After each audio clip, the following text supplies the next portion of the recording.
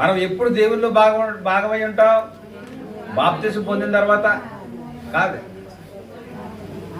ఆత్మ మూలముగా జన్మించినప్పుడు, అంటే మనం శుద్ధీకరణ అనుభవంలోకి వచ్చినప్పుడు, అంటే సగం జీవితం పరిపూర్ణమైనట్టు అనమాట. అవునా? ఇప్పుడు 1 మైలు దూరం ప్రయాణం ఉంది అనుకో, ఒక 1/2 కిలోమీటర్ నడిచిన తర్వాత ఏమనిపిస్తుంది? అమ్మయ్య, ఇంకొక 1/2 కిలోమీటర్ వెళ్ళిపోతే మన ప్రయాణం అయిపోద్దాం. 4 అడుగులు వేసి ఎంత దూరం ఉందని చూస్తే, ఈ బాప్తిసం పొందిన వాళ్ళ పరిస్థితి ఏంటంటే అదే, 4 అడుగులు వేసి అయిపోయింది నా ప్రయాణం అనుకుంటున్నారు. అవలా నీ యొక్క ఆత్మీయ ప్రయాణము కొనసాగించబడాలి, ముగింపులోకి రావాలి అంటే నీవు రెండవ విధానము లేదా రెండవ పరిస్థితిలోకి నువ్వు రావాలి. అదేంటంటే ఆత్మ మూలంగా జన్మించాలి. అదే నీతీకరణ, శుద్ధీకరణ.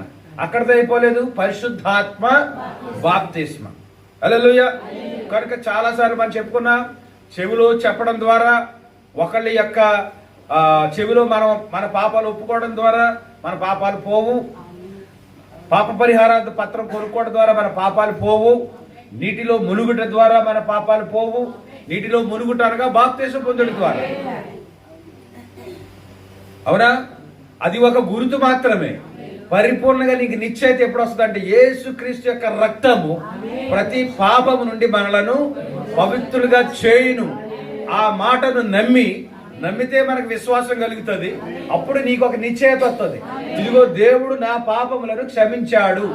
నీ హృదయం నిండుగా ఉంటుంది. నిండుగా అంటే తేలికైపోయి దేవుని యొక్క వెలుగు చేత నింపబడినప్పుడు నీ హృదయంలో సమాధానం ఉంటుంది, సమాధానం దొరుకుతుంది, నువ్వు నెమ్మదిగా ఉంటావు. అప్పుడు నీ క్రియ, నీ విధానము కొంచెం వేరుగా ఉంటుంది. అంతవరకు ఉన్న విధానం కంటే వేరే విధానంలో నీ యొక్క స్థితిలు కనబడతా ఉంటాయి. దీని అర్థం ఏంటంటే నీవు శుద్ధీకరించబడ్డావు. అవునా? ఇప్పుడు నీతీకరణ అయింది, శుద్ధీకరించబడ్డావు. నేనంటాను, నువ్వు శుద్ధీకరించబడటం అది నీ కొరకు, దేవుని కొరకు కాదు. పట్టుకోవాలి మీరు. మనము దేవునిలోకి రావడానికి 3 తరగతులు ఉన్నాయి, 3 విధాలు ఉన్నాయి. బాప్తిసం పొందావు, క్రైస్తవ జీవితానికి నాంది పలికావు.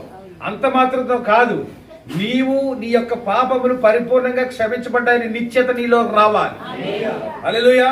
అదే యేసుక్రీస్తు యొక్క రక్తము ప్రతి పాపము నుండి మనలను పవిత్రులుగా చేయును. ఆ నిశ్చయిత ఉన్నప్పుడు నీ జీవిత విధానం మారిపోద్ది. జీవించినది ఇక నేను కాదు కానీ నేను నాలో నివసిస్తున్నా క్రీస్తే. ఆ మాదిరిలో నువ్వు ముందుగా వెళుతున్నప్పుడు మరలా పడిపోయే అవకాశం ఉంది. కనుక దేవుడు అప్పుడు కూడా నీతో వ్యవహరించడు. కనుక శుద్ధీకరణ ఎవరికంటే దేవుని కొరకు కాదు కానీ అది నీ కొరకు. హల్లెలూయా. 3వ మెట్టులోకి మనం అడుగు పెట్టాలి. ఆ 3వ స్థితి లేదా 3వ విధానము లేదా 3వ పరిస్థితి ఏమిటంటే పరిశుద్ధాత్మ అభిషేకం. హల్లెలూయా. ఆ పరిశుద్ధాత్మ అభిషేకం ఎప్పుడు వస్తుంది? మీకు ఉదాహరణ చెప్తే అర్థమవుతుందని నేను అనుకుంటున్నాను. ఒక గుడ్డివాడు వచ్చాడు, నీకు ఇష్టమైతే నన్ను శుద్ధునిగా చేయమన్నాడు. ఓకే, నువ్వు శుద్ధుడు అయ్యా, వెళ్ళిపో అన్నాడు. యశ్వ్రభు అన్నారా? మరొక వ్యక్తిని మంచం మీద తీసుకుని వచ్చారు, పరుపుతో పాటు ఎత్తుకుని తీసుకొచ్చారు. ఏమన్నాడు ఆయన? యవనస్తుడిని, నీ పాపములు క్షమించబడ్డాయి అన్నాడు. అంటే అర్థం ఏంటి? పాపం వల్లే ఆ రోగం వచ్చింది, పాపాలు క్షమించబడితే ఆటోమేటిక్గా రోగం తగ్గిపోతుంది. అర్థం కదిందా? పట్టుకోవాలి. ఇంకా మనం పట్టి పీడిస్తున్నాయంటే కొన్ని సమస్యలు కారణం ఏంటంటే ఇంకా మనలో అది పోలేదని అర్థం చేసుకోవాలి. కనుక దాని మూలం ఏంటో ఎరిగిన దేవుడు ఏమంటాడంటే నీ పాపములు క్షమించబడ్డాయి. దానికి ఉదాహరణగా మళ్ళీ ఇంకొకటి చెప్పాలి. ఒక గుడ్డివాడిని తీసుకొచ్చి ప్రభు దగ్గర అంటున్నారు, వీడు గుడ్డివాడు అవడానికి కారణం వీడి తల్లిదండ్రుల. అవునా? చాలా సిస్టమ్ ఉంది. అప్పుడు ప్రభు వారు ఏమన్నారంటే వాడి గుడ్డితనానికి కారణం వాడు కాదు, వాడి తల్లిదండ్రులు కాదు, కానీ దేవుని యొక్క మహిమ నిమిత్తం వాడు గుడ్డివాడిగా ఉన్నాడు. ఇప్పుడు ఇజ్రాయేలీలు గుడ్డివాడిగా ఎందుకున్నారో తెలుసా? అన్యులమైన మనం రక్షణ పొందడానికి. అవునా? అది కనుక దేవుని ప్రణాళిక చాలా లోతుగా ఉంటుంది. దాన్ని గ్రహించడానికి మనం ప్రయత్నం చేయాలి ప్రియుల. కనుక నీతీకరణం అయింది, శుద్ధీకరణం అయింది, పరిశుద్ధాత్మ అభిషేకం. అది పెంతుకోస్తు అనుభవం. కనుక ఇంకా ఆ అనుభవంలోకి వస్తే ఇంకా వెనుక చూపు ఉండదు. ఇంకా మనకి నాగటి మీద చెయ్యి వేసి వెనుక చూపు చూసేవాడు నాకు పాత్రుడు కాదు. ఇంకా అక్కడికి వచ్చిన తర్వాత ఇంక వెనక పరిస్థితి ఉండదు కానీ ముందుకే. అర్థమవుతుందా? అందుకే మన ముందున్న పందెపు రంగంలో ఓపికతో పరిగెత్తమంటున్నాడు. గత కాలంలో మనం నేర్చుకున్న అవసరమైతే ఏర్పరచబడిన వారిని సహితము మోసపుచ్చడానికై సాతానుడు తిరుగులాడే సమయంలో ఈ 2 దశలు దాటిన వాడిని సాతాను ముట్టలేడు, జారుటకు అవకాశమే లేదు. కనుక మనము 2 స్థితులు దాటాలి ప్రియులారా. కనుక మీలో మీరే ఆలోచన చేసుకోండి, ఏ స్థితిలో ఉన్నారో. మీ అంతరంగమే మీకు బోధిస్తుంది నువ్వు ఏ స్థితిలో ఉన్నావు. కనుక దేవుని యొక్క ప్రణాళిక 3 విధాలుగా ఉంది. ఇదే వర్తమానం ఆయన చెప్పాడు. దేవుడు 3 విధాలుగా పనిచేయడానికి గల కారణం కూడా అదే. దేవుడు ముగ్గురు కాదు కానీ దేవుడు 3 విధాలుగా పనిచేశాడు. అవునా? అది ఛాయ నీడగా ఆదిలో ఉన్నది. ఏంటి? ఆ యొక్క పరిశుద్ధ మందిరము లేకపోతే ప్రత్యక్ష గుడారము, అది ఛాయగా నీడగా, దాన్నే శరీరం అనొచ్చు. వింటున్నారా? అదే నీతీకరణ అనొచ్చు. అవునండి. ఇప్పుడంటే మనము బాప్తిజం పొందితేనే పాప క్షమాపణ అంటున్నాం కానీ ఇశ్రాయేలీయులకు పాప క్షమాపణ ఏంటి? కోడినో మేకనో గొర్రెనో తీసుకువెళ్ళి పాప పరిహారాన్ని బలి అర్పిస్తే అక్కడితోటి వాడు శుద్ధీకరించేవాడు. వాళ్ళు అనుకునేవారు. కానీ హెబ్రీ పత్రిక ఏం చెప్తుందంటే అది నిలిచి ఉన్నది, వాయిదా వేయబడింది. వాళ్ళ మీదకి వచ్చే శిక్ష వాయిదా వేయబడింది కానీ పరిపూర్ణంగా వాళ్ళది. ఇప్పుడు ఏం కావాలి? శుద్ధీకరణ కావాలి. అర్థమవుతుందా? అది అందుకని ఏం చేసేవాడు? సంవత్సరానికి ఒకసారి యాజకుడు తనది కాని రక్తాన్ని తీసుకొని ప్రజలందరి పాపముల యొక్క పరిహారార్థమై నిర్దోషమైన ఏడాది గొర్రె పిల్లని తీసుకొని దాన్ని వధించి దాని రక్తమును పళ్ళెంలోకి తీసుకొని అతి పరిశుద్ధ స్థలంలోకి ప్రవేశించి అక్కడ అతి పరిశుద్ధ స్థలంలో ఉన్న ఉపకరణముల మీద ఆ యొక్క రక్తమును ప్రోక్షించేవాడు. హల్లెలూయా. అది మూడవదిగా ఏం జరిగేదంటే షకీనా మహిమ ఎక్కడికి వచ్చేది? ఆ మందసం మీద కెరూబుల మధ్యలో ఉన్నటువంటి అక్కడికి దిగి వచ్చేవాడు. అవునా? అలా దిగి వచ్చాడంటేనే మనం అర్థం చేసుకోవాలి అక్కడ కార్యమన్నీ సక్రమంగా జరిగాయి, పర్ఫెక్ట్ గా జరిగాయి, ఏ లోపము లేదు. అవునా? లోపం ఉంటే దిగదు మహిమ. పట్టుకోవాలి మీరు. కనుక మన జీవితంలో కూడా ఆత్మను పొందుకోవడానికి మనం పరిపూర్ణంగా సిద్ధపడినప్పుడు, అవునా, దేవుడు సిద్ధముగా ఉంటాడు ఆయన దిగి రావడానికి. అదే ఈ వర్తమానంలో చదువుకుంటా వస్తున్నాం మనం. మరియా తాను ఏ స్థితిలో ఉన్నప్పటికీ దేవుని యొక్క ధర్మశాస్త్రం ఆలోచిస్తూ దాన్ని ధ్యానించుకుంటూ ఆమె జీవితాన్ని గడుపుతా ఉంది. అదే కీర్తన గ్రంథంలో పాత నిబంధన భక్తుడే మరి కీర్తనకారుడైన దావీదు అంటున్నాడు, దుష్టుల ఆలోచన చెప్పిన నడుము. అంటే నీ సమయాన్ని ఫ్రెండ్స్ తోనూ లోకస్తులతో కూడా వేస్ట్ గా గడపకుండా దేవుని యొక్క వాక్యమునందు ఆనందించుచు దివారాత్రములు దానిని ధ్యానించేవాడు ధన్యుడు. అవునా? ఆ వాక్యమును ఆమె నెరవేరుస్తుంది కాబట్టి ఇప్పుడు దూత దిగి వచ్చాడు. అవునా? ఏ ఒక్క వర్తమానం మీరు దాటిపోయినా మీ కనెక్షన్ మిస్ అయిపోతారు. ఎక్కడి నుంచి ఎక్కడికి వచ్చావు? వెలుగు. వెలుగు ఆ స్థితి ఏమిటంటే దేవుడు 3 స్థితులుగా ఉన్నాడని చెప్పుకున్నాం కదా. అవునా? ఆయన తండ్రిగా ఆదిలో ఉన్నాడు, కుమారుడిగా దిగి వచ్చాడు, తిరిగి ఆయన సంఘం మీద ఆయన ఆత్మరూపిగా వ్యవహారం చేస్తా ఉన్నాడు. ఇది దేవుని యొక్క 3 స్థితులు. 3 స్థితులు ఆయన పనిచేయవలసి ఉన్నాడు. అవునా? హల్లెలూయా. కనుక ఇప్పుడు యేసుక్రీస్తు వారు అనగా ఈ లోక రక్షకుడు పుట్టేబోయే ముందు 3 రాసుల లేదా 3 నక్షత్రాల కలయిక ఒక త్రికోణాకారంలో ఒక రాశిలో వచ్చినప్పుడు వచ్చిన ప్రకాశమానమైన వెలుగే నక్షత్రం అంటున్నాం. కానీ నిజానికి అది నక్షత్రం కాదు. ఏంటది? 3 రాసుల కలయిక. నక్షత్ర రాసులు ఉన్నాయి కదా. ఇంకా కొంచెం వివరంగా చెప్పడానికి ప్రయత్నం చేస్తాను. ఏం చెప్పాలనుకున్నానంటే లోకంలో మనకు ఒక సిస్టమ్ ఉంది. ఏంటా సిస్టమ్ అంటే రాసులు ఉన్నాయి, నక్షత్రాలు ఉన్నాయి. ఉన్నాయా? ఇప్పుడు చదువుకునే పిల్లల్ని అడిగితే చెప్పరు. ఎందుకంటే ఇప్పుడు చదువుకునే విధానం మారిపోయింది. పూర్వకాలం ఎక్కడ పుస్తకం ఉండేది మనకి, టేబుల్ బుక్ మొత్తం అన్ని అందులోనే ఉండేవి. నక్షత్రాలు ఎన్ని? ఎవరు చెప్తారు? అది 7 అంటున్నాడు ఆయన.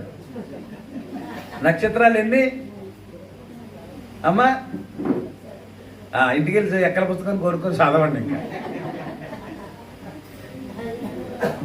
చూసారా? అది కనుక అందుకే దేవుడు అప్పుడప్పుడు వెనక్కి వెళ్ళమంటా ఉంటాడు. అర్థమవుతుందా? సరే, మేషము, వృషభము ఇప్పుడు మొదలెట్టండి. ఎన్ని ఉన్నాయి? 12. ఇవి రాసులు.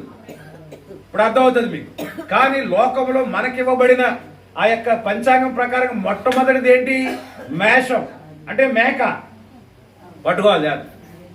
కానీ బైబిల్ ప్రకారంగా the order of God's plan మొట్టమొదటి రాశి కన్య. అవునా?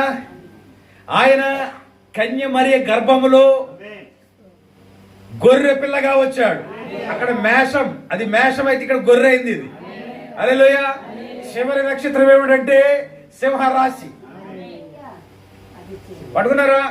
ఆ సింహరాశి చివరిలో వస్తుంది. ప్రకటన గ్రంథంలోకి వెళ్తే ఆయన యూదా గోత్రపు సింహం అయ్యాడు. మత్తయి సువార్త, మార్కు సువార్త, యోహాను సువార్త, లూకా సువార్తలో ఆయన లోక పాపములు మోసుకొని పోయే దేవుని గొర్రె పిల్ల.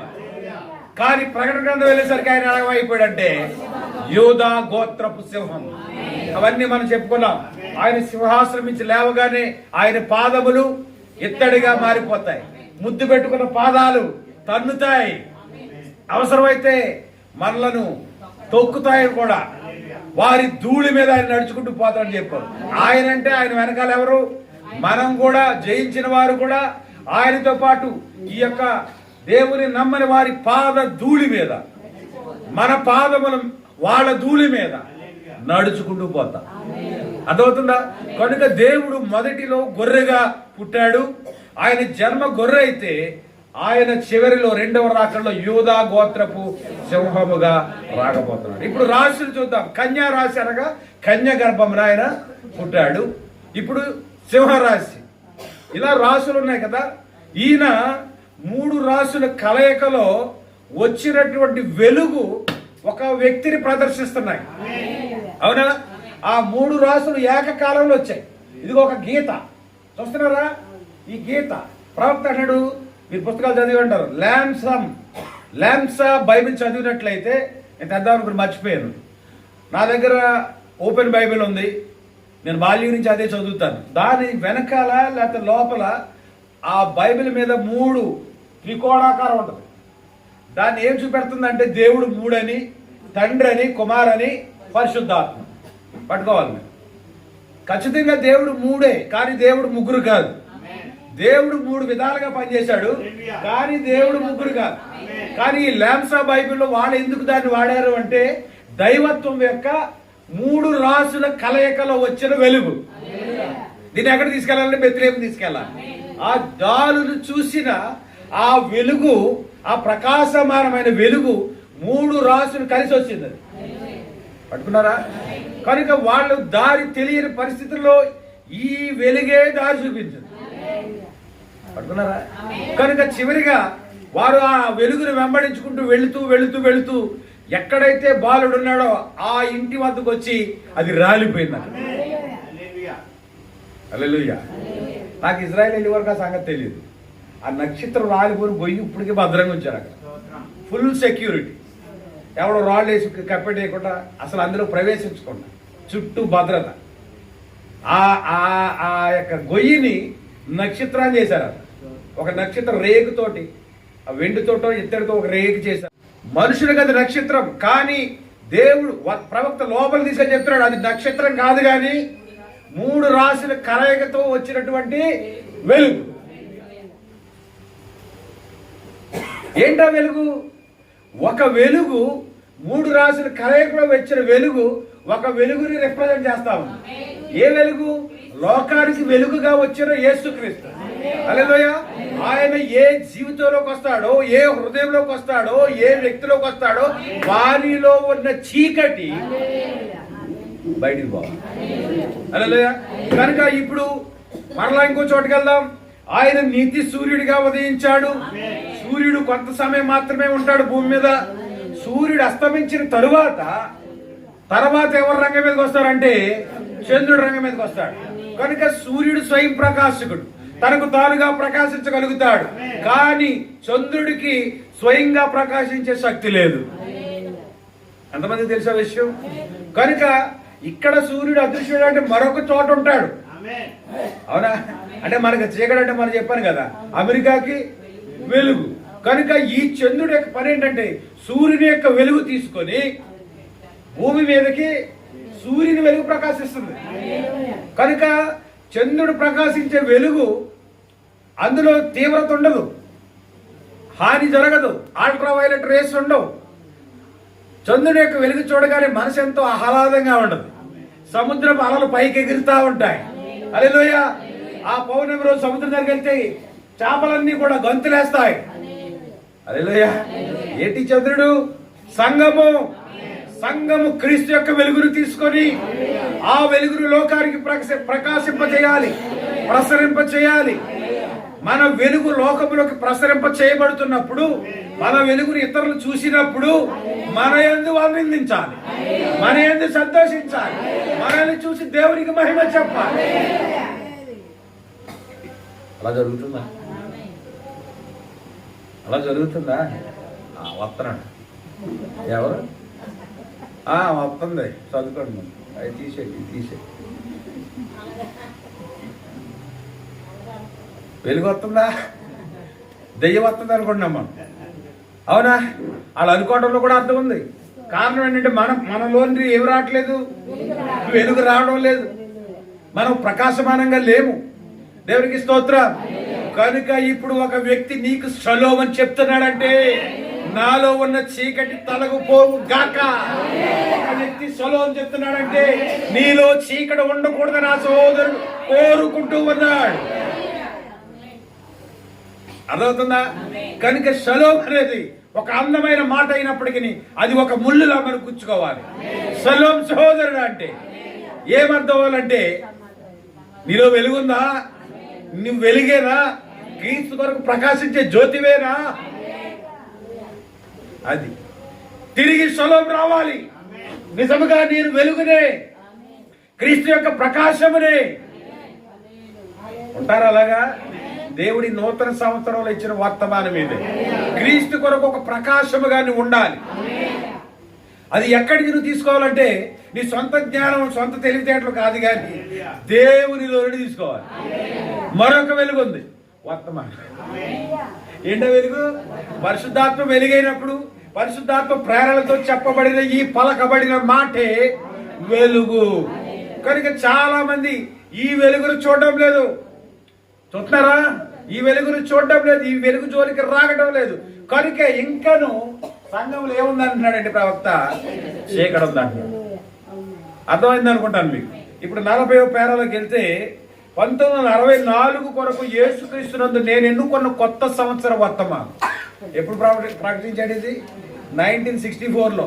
అప్పుడు పుట్టినోళ్ళు ఎవరైనా ఉన్నారు ఇక్కడ? 64లో పుట్టినోళ్ళు ఎవరైనా ఉన్నారు ఇక్కడ? అప్పుడే చెప్పబడింది వర్తమానం. అవునా? చూద్దాం. యేసుక్రీస్తునందు నేను ఎన్నుకున్న కొత్త సంవత్సర వర్తమానం ఇది కేవలం సంఘ గుంపుల కొరకు కాదు. ఏమండి? గాబ్రియల్ జాగ్రత్తగా విను. ప్రార్థన చేయమంటే ఇంకెవరు రాలేదంటున్నావు. అది విధానం కాదు. హల్లెలూయా. నిన్ను నిందించట్లేదు, సరి చేస్తున్నాను, క్రమపరుస్తున్నాను. వచ్చినా రాకపోయినా నీకివ్వబడిన సమయంలో నీవు ప్రార్థన చేసే తీరాలి. ప్రవక్త అన్నాడు, గుంపుల కొరకు కాదు, 10 మంది వచ్చిన తర్వాత నువ్వు ప్రారంభించడం కాదు. ఏదో వర్తమానం ఏది మంచి సంఘ గుంపు కొరకు కాదు, గాని ఏర్పరచబడిన అమ్మగారికి. ఎప్పుడు చెప్పుకున్నాం ఇది? 31 ఏర్పరచబడిన అమ్మగారంటే అమ్మ బాబో, ఈ వాక్యం ఎంత బూస్టప్ అంటే జనాలకి. ఇదిగో సంఘంలో ఎవరున్నారు? స్త్రీ పెద్ద ఉన్నది. ఎవరున్నారు? సంఘ పెద్దల్లో స్త్రీలు కూడా ఉన్నారు. కాబట్టి అపోస్తలుడు పౌలు ఎవరికి రాశాడు ఉత్తరం? ఏర్పరచబడిన అమ్మగారు అనగా సంఘము.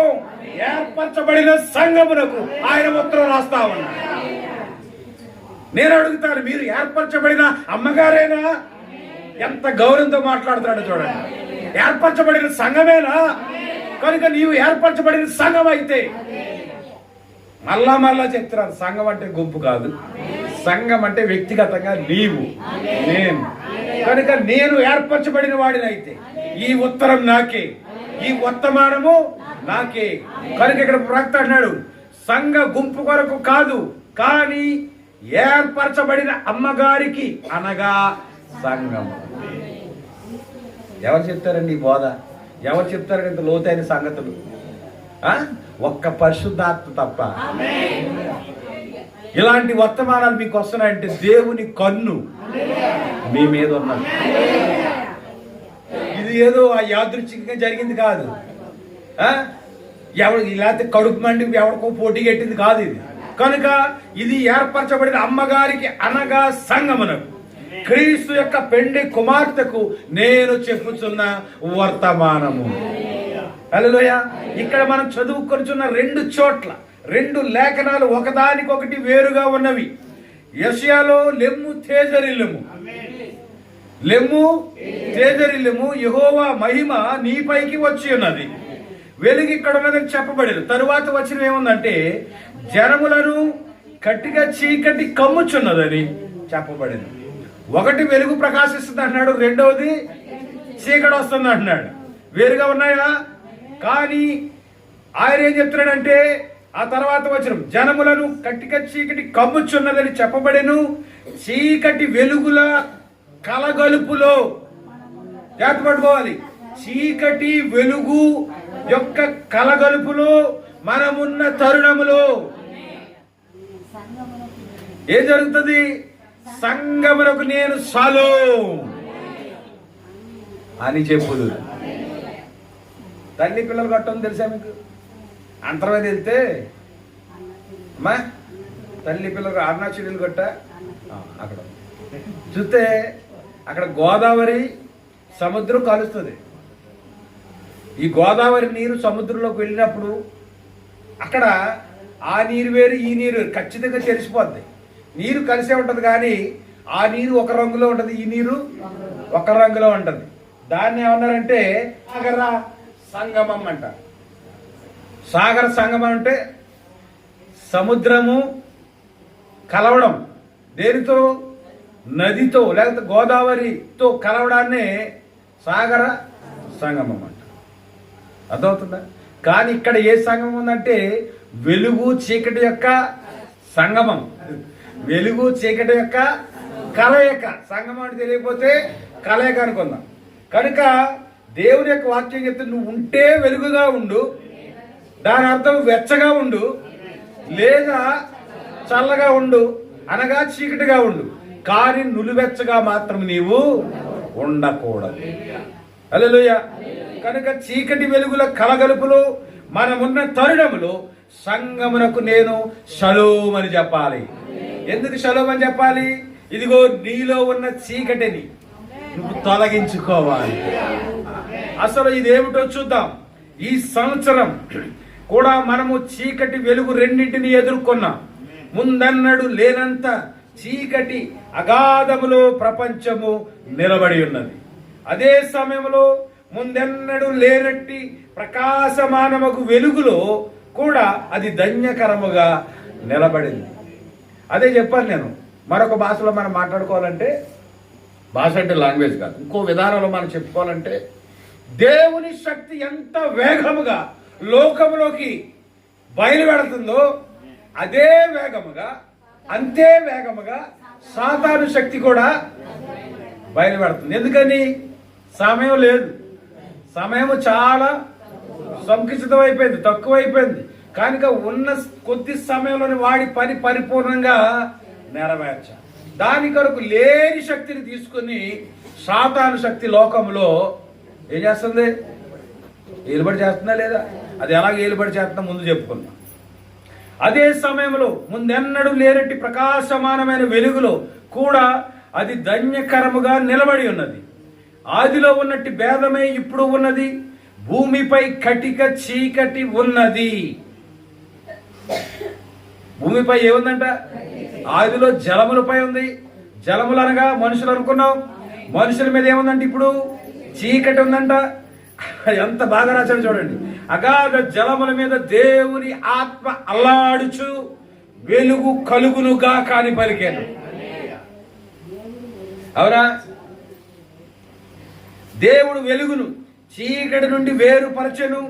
దేవుడు వెలుగును చీకటి నుండి వేరుపరచు గడియలో మనము జీవించుచున్నామని నేను నమ్ముచున్నాను.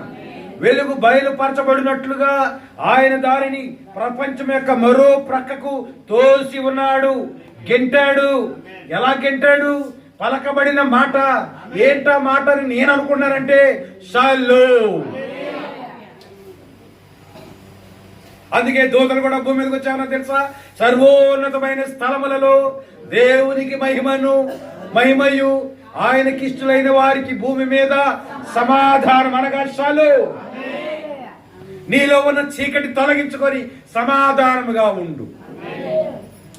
ఎంత అరిసినా అమ్మా దండాలు ఎట్టేస్తున్నారు అయ్యగారు, అంత గట్టిగా అరకండి బాబు, భయమే చేస్తున్నారు బాబు, మీరు కేకలాడుతుంటున్నారు.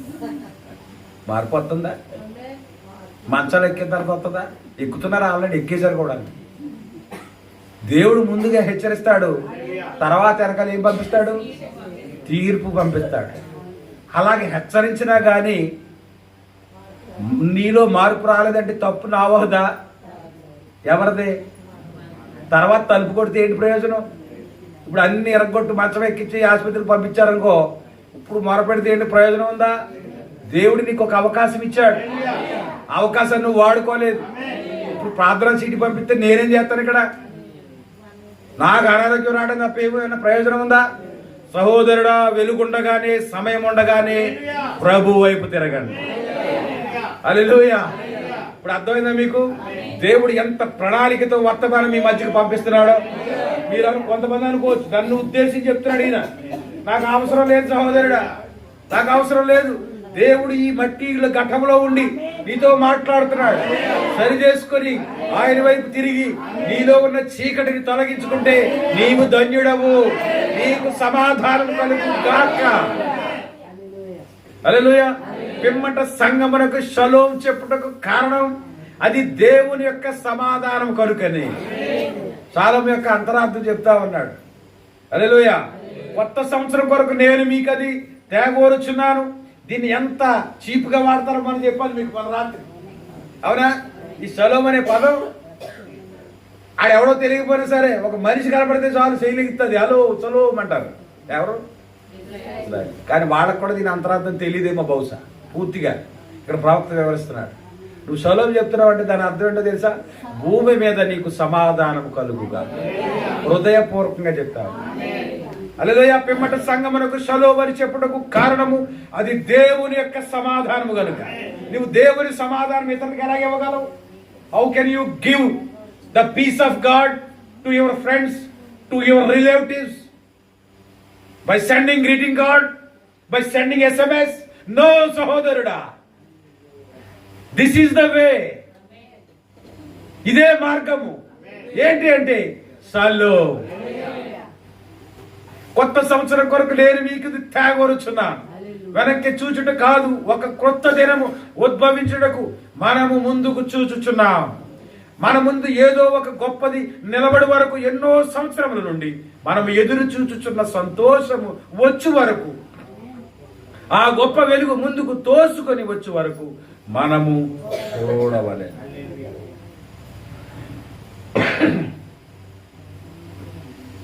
చాలా కఠినంగా ఉన్న మాటలు అర్థం చేసుకోవడం ప్రయత్నం చేయండి. పదే చదవాలి. చివరి మాట చూద్దాం. అది షలోమ్. విశ్వాసులకు అది ఒక వెలుగు సమయం, కానీ జనులకు అది చీకటి సమయం.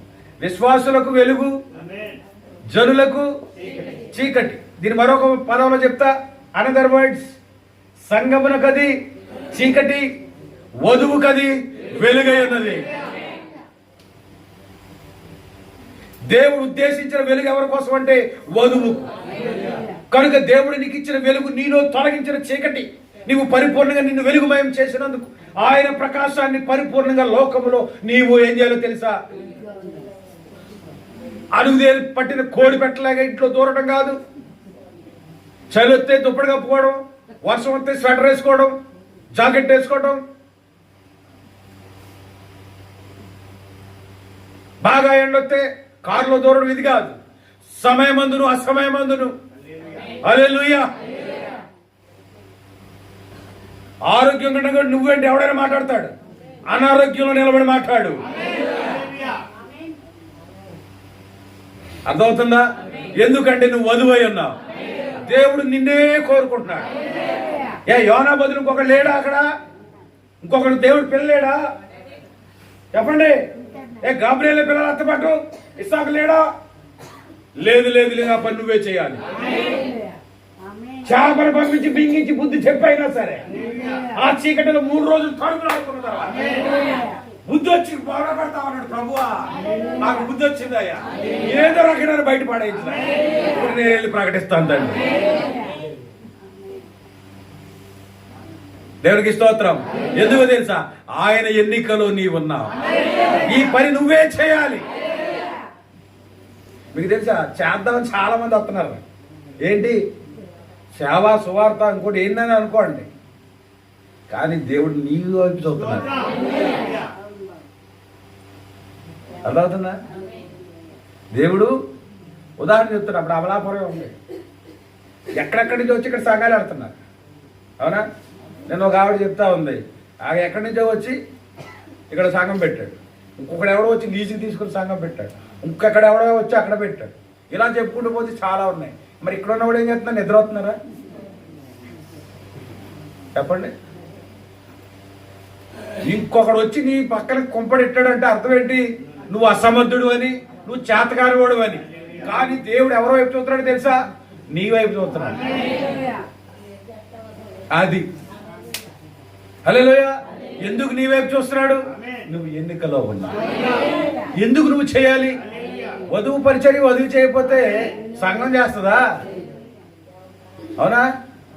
అది కనుక వధువు పని ఎవరు చేస్తున్నారంటే ఇప్పుడు సంఘం చేస్తుంది. కాబట్టి గాడిద పని ఎవరు చేస్తున్నారు? అందుకే తనులు తింటున్నారండి. దేవునికి స్తోత్రం. కనుక వెలుగు ఎవరికి చెందింది? అది మనకి. వెలుగు పరిపూర్ణంగా వెలుగుమయమై మనలో ఉన్న చీకటిని తొలగించుకొని లోకానికి మనము వెలుగుగా ఉండాలి. దానియేలు గ్రంథం 12వ అధ్యాయం చదువమ్మా. నీతి మార్గమును అనుసరించి నడుచుకున్నట్లు ఎవరు అనేకులను త్రిప్పుదురో వారు ఆకాశ మండలములోని నక్షత్రము వలె నిరంతరము ప్రకాశించెదరు. బుద్ధిమంతులైతే ఆకాశ మండలంలోని జ్యోతులను పోలివైన వారైనారు, ప్రకాశించెదరు. ఆ నీతి మార్గమును అనుసరించి నడుచుకున్నట్లు ఎవరు అనేకులను త్రిప్పుదురో వారు నక్షత్రము వలె నిరంతరము. నువ్వు పెట్టుకున్న నక్షత్రం అన్నాడు వెళ్తుంది ఒక నెలే, తర్వాత నీకు భారం అయిపోతాయి. బాబా అనవసరంగా వచ్చేది కాలేదు. డిసెంబర్లో ఉన్నంత ఉత్సాహం ఉంటుందా? జనవరిలో ఉండదే. తీసి మరతెట్టి మళ్ళీ పెట్టుకుని ఎడతావు, మళ్ళీ డిసెంబర్కి అయితే ఎత్తావు. కానీ ఇదిగో ఇక్కడ దానియేలు గ్రంథం 12వ అధ్యాయం 3వ వచనంలో చూసినట్లయితే హల్లెలూయా ఏం చెప్తుందంటే, బుద్ధిమంతులు ఆకాశ మండలంలోని జ్యోతులను పోలిన వారైనారు. అందుకే కొత్త నిబంధనలో యేసు ప్రభు వారు ఒక మాట చెప్పారు. ఎందుకంటే అది మారని వాక్యం, ఒకదానికి ఒకటి విభేదించుకోదు. ఖచ్చితంగా అది పాత నిబంధన అయినా నూతన నిబంధన అయినా ఆ వాక్యం ఒకదానితో ఒకటి కలిసే తీరాలి. ఎందుకంటే అది నీడ అన్నది, ఇది వాస్తవమై అన్నది. కనుక వాక్యము మారనిది. యేసుప్రభు వారు నూతన నిబంధనలు ఏమన్నాడంటే, ఎవడైనను దీపము వెలిగించి, ఇదే 12వ అధ్యాయంలో మాట అని చెప్తున్నాడు. మంచం కింద కొంచెం కింద పెట్టడు గాని ఎక్కడ పెడతాడు? అది అందరికి వెలిగించుటకు దీపస్తంభం మీద పెడతాడు. నీవు దేవుని వెలుగు నువ్వు అనుకుంటే, నిజంగా నీలో ఉన్న పాపాలని క్షమించబడ్డాయని నిశ్చిత నీకొస్తే నువ్వు ఎక్కడ నిలబడాలో తెలుసా? దీపస్తంభం మీద నిలబడాలి. ఎవరు ఏమనుకున్నా నీకు అవసరం లేదు. నీకు ఆ నిశ్చిత ఉంటే చాలు. ఒకడు వ్యభిచారం అంటాడు, ఒకడు దొంగోడు అంటాడు, ఒకడు మోసగాడు అంటాడు, ఒకడు అన్యాయస్తుడు అంటాడు, ఒక అక్రమకారుడు అంటాడు, ఒకడు దుర్మార్గుడు అంటాడు, ఒకడు పనికిరారుడు అంటాడు, ఒకడు చేతగారుడు అంటాడు, ఒకడు అనర్హుడు అంటాడు. కానీ నీకు నిశ్చేతు కలిగిన ఇంకా ఏది నువ్వు చూడకుండా దీపస్తంభం మీద నిలబడినప్పుడు ప్రభువు నిన్ను వాడుకొనును గాక.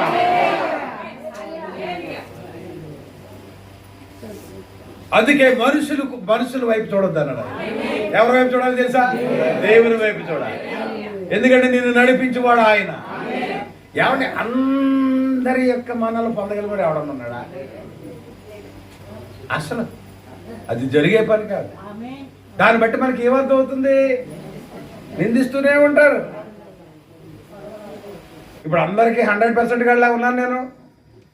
ఎక్కడికే వచ్చి ఇక్కడే వెంబడిస్తూ కూడా మనసులో కొంచెం ఏముంది,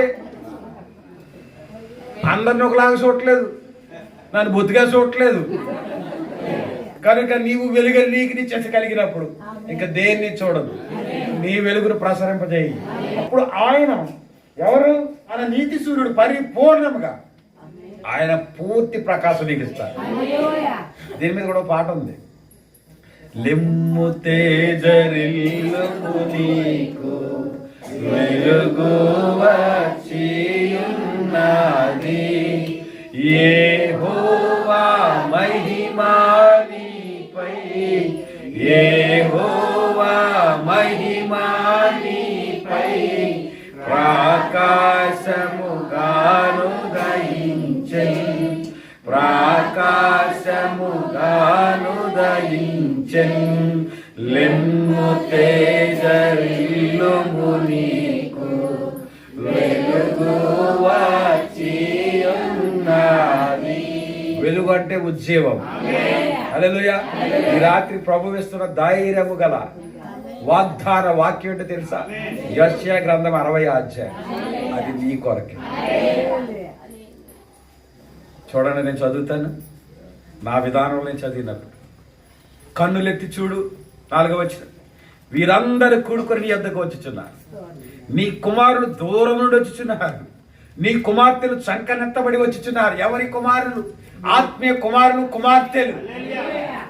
ఎక్కడికి వస్తున్నారు? నీ యొద్దకు పరిగెత్తుకుని వస్తున్నారు. దేవుని బిడ్డలన్న వారు వెతుక్కుని నీ దగ్గరకు వస్తున్నారు. బాధపడొద్దు, ఏడవద్దు, నిన్ను ద్వేషించారు నిందపడొద్దు. నీ కొరకు మరొక జనాంగాన్ని సిద్ధపరిచాను. జనములు నీ యొద్దకు పరుగెత్తుకొని వచ్చెదరు.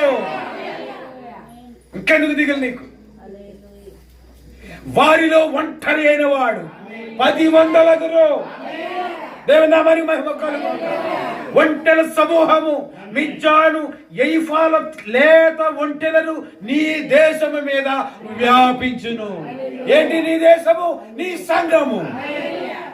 నేనిచ్చిన సంఘమని ఈ రాజ్యము. దేవుడు ఎలాగ సమృద్ధితో నింపుతాడో చూడు సహోదరి, సహోదరు. వారందరూ షాబా దేశం నుండి వచ్చేదారు. సొలొమోను కనపడటం లేదా? సొలొమోను యొక్క జ్ఞానమును కళ్ళారా చూడాలని దేవుని నామానికి మహిమ కలుగును. ఒంటెలను కట్టించుకుని ఎంతో సుదూరమైన ప్రయాణం ఎడారి నుండి వచ్చింది షాబా దేశపు రాయి. నీ యొద్ద కూడా అలా వస్తారు. నమ్ముతున్నావా? నీ యొద్దకు కూడా ప్రజలు వచ్చి, ఎందుకంటే వాక్యము మారనిది. ఇంకా ఏం చేస్తారంటే బంగారమును ధూప ద్రవ్యమును తీసుకుని వచ్చేదరు, యెహోవా స్తోత్రములను ప్రకటించారు. ఎవరు ఎవరు ప్రకటిస్తారో తెలుసా? జనులు. ఎవరు ప్రకటిస్తారంట? జాషువా నిన్న నన్ను ఆసుపత్రికి తీసుకెళ్ళాడు. అక్కడ ఒక అన్యురాలు, గాంధీనగర్లో ఒక అన్యురాలు నా గురించి చెప్పిన సాక్ష్యం అక్కడ శాఖలు చెప్తా ఉంటే, జనములు నీ వెలుగుని ఏం చేస్తారంట? ఎవరు గుర్తిస్తున్నారు నిన్ను? అన్యులు. అన్యులకు నువ్వు ఎలా ఉన్నావో తెలుసా? వెలుగు. దేవునికి స్తోత్రం కలుగు. నీ కొరకు కేదారు గొర్రె మందలన్నీయు కూడుకొనును, ఆ నెబాయోతు పొట్టేళ్లు నీ పరిచర్యకు ఉపయోగములగును. అవి నా బలిపీఠం మీద అంగీకారములగును. నా శృంగార మందిరమును నేను శృంగారించెదను. మేఘము వలెను ఎగియు గొవ్వల వలెను గోళ్లకు ఎగసి వచ్చు వీరెవరు?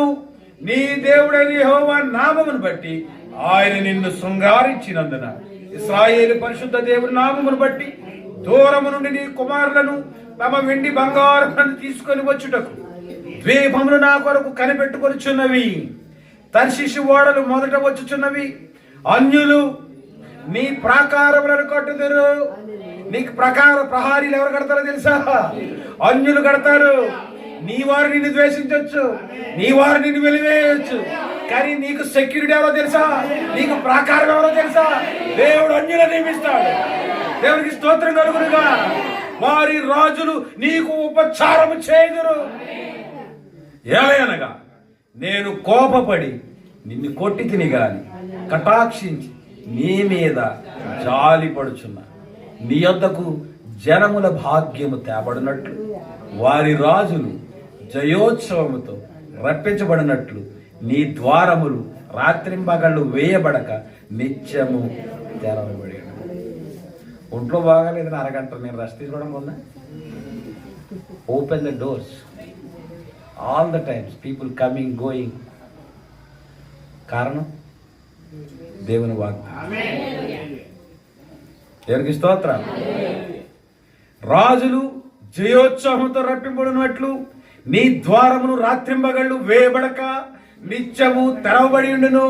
నిన్ను సేవింపనొల్లని జనమైనను రాజ్యమైనను నిలువదు. అట్టి జనములు నిర్మూలము చేయబడును.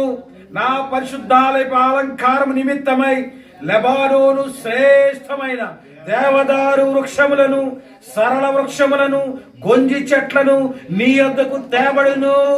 నేను నా పాద స్థలమును మహిమపరచెదను. ఇంకా ఇంటికి చదువుకోండి. నా మనసు చాలా తేలికవుతా ఉంది, ఆనందంతో నిండిపోతా ఉంది. ఎందుకు? దేవుడిస్తున్న వాగ్దానం. హల్లెలూయా. మరి 2 రోజుల కార్యక్రమాలు ఎంత ఘనంగా జరిగాయి మీకు తెలుసు. చాలా బాగా జరిగాయి. దేవుని యొక్క కార్యాలు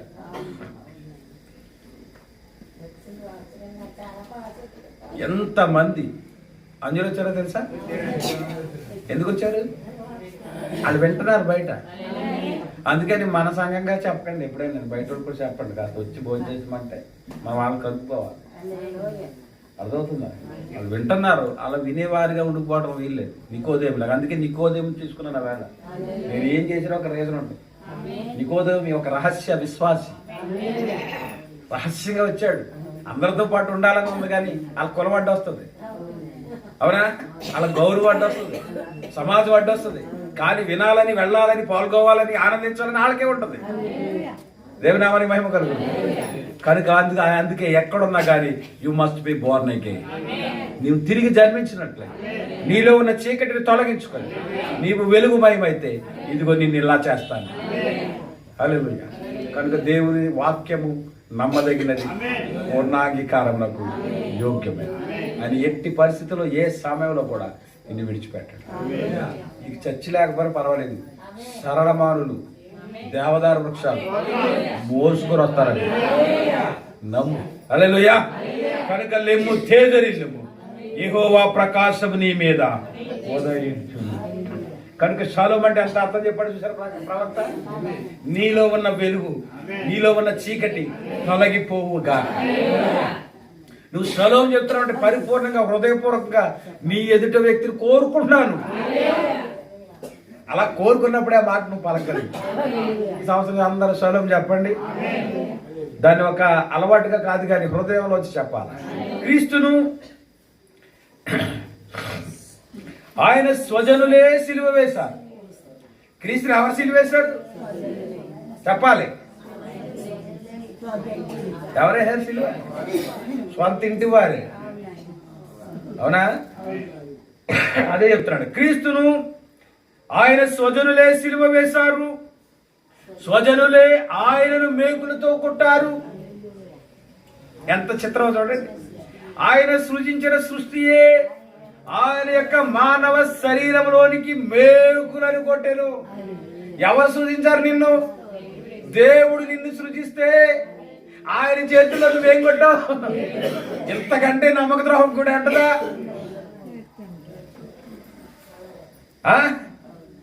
దేవానికి స్తోత్రం నాయన. కనుక ఆయన ధ్వనులే, ఆయన సృష్టించిన సృష్టియే ఆయన యొక్క మానవ శరీరంలోనికి మేకులను కొట్టెను. అయినా ఆయన హృదయము ప్రేమతో నిండి ఉండేను. ఏంటి? మేకులతో కొడుతుంటే దారైపోతూ కూడా సంబంధం లేని వాడు కూడా ఉమ్ములు వస్తున్నాడు, అవునా? తండ్రి మీరేం చేయించున్నారో వీరిని క్షమించు. ఏంటది? ప్రేమనా? ప్రేమని అంటారా? అది అందుకే అది ఏ ప్రేమ అయిందంటే అది అగాపే. దేవునికి స్తోత్రం చేద్దామా? కనుక నేను ఆ స్థితికి వచ్చాను. ఏ స్థితికి వచ్చాను నేను? ప్రజలు ఏమి చేయుచున్నారో ఎరుగరని నేను నమ్ముచున్నాను. జనులు దుష్టునికి ఎంతగా లోబడిపోయారో చూడండి. వీకోలేడా, లాక్కోలేడా, దిగలేడా అంటే ఎందుకంటున్నాడు? సాతానుడు పరిపూర్ణంగా వాడు ఆక్రమించాడు. వాడి హృదయం అంతా చీకటితో నిండి ఉన్నది. వాడు పరిపూర్ణంగా చీకటి సంబంధి. వాడిలోంచి మంచి కార్యాలు కోయగలవా? మంచి ఫలాలు తీయగలవా? తీయలేవు. ఆ సంగతి ఎరిగి నువ్వు వాడిని ప్రేమించాలి. సాధ్యమా? తడకానికాల బూడిద ఎత్తిపోసేస్తుంటే నువ్వు ప్రేమించడం సాధ్యమా? నిన్నే తిడుతుందని తెలిసేరికి కాస్త గిన్నెలో కూర వేసుకుని లప్ప నీకోసమే కూరట్టుకొచ్చాను, దీన్ని తిని శుభ్రంగా తిట్టు నన్ను.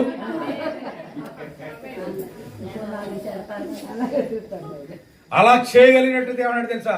నిప్పులో కుంపటి వాళ్ళ ఎత్తి మీద పెట్టినోడు అవుతాడు. తెలుసా? అది దేవునికి స్తోత్రం. దాని అర్థం ఏంటంటే వారు ఏ శాపాలు పెట్టారో తిరిగి వాళ్ళ మీదకి వెళ్తాయి. కానీ మనం చేయలేమనుకోండి.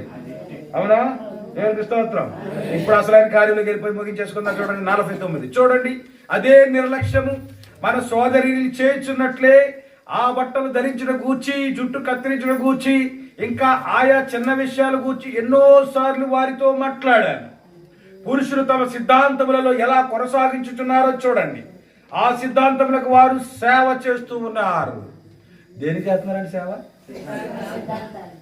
సిద్ధాంతానికి సేవ చేయటం ఏంటి అమ్మా? సిద్ధాంతానికి సేవ చేయటం ఏంటి తెలుసా? నీ సంఘం ఎక్కడో గుంటూరులో అయితే అమలాపురంలో ఎందుకు పెట్టావు? సిద్ధాంతం కోసం సేవ చేస్తున్నాను. అర్థమైందా?